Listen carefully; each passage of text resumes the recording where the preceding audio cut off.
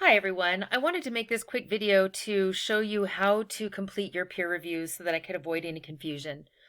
One of the problems is that I can't see what the peer reviews look like from your perspective in my course because I can't assign myself a peer review to complete. So our distance education coordinator and Canvas administrator has graciously allowed me to use her demo shell to show this to you. So there's some different steps that I'm going through in hers that you'll go through in mine, and I'll explain that.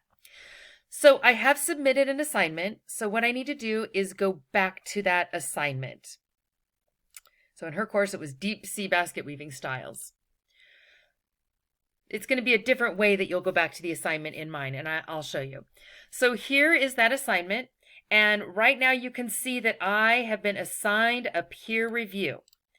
It's right here. The name of the student is A+ student. You will have two peer reviews to complete under yours. I just have one. When I click on that, it's going to take me to that student's submission.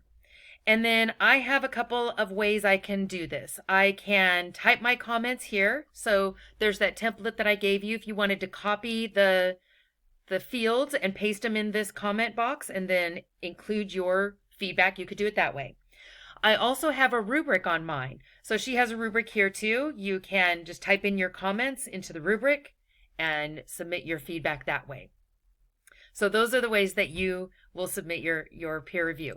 Going back to my class, you would want to go find that assignment again.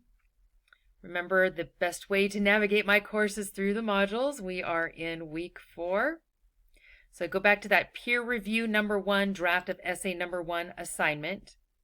And then for you, like I said, it doesn't show, but for you, it will show your peer reviews just like this, just like it did for me here, where the assigned peer reviews were here on that page of the assignment.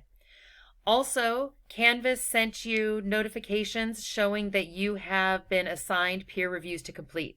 And there will be links to their submissions in the email. So again, if you click in the email, it will go right to their submission.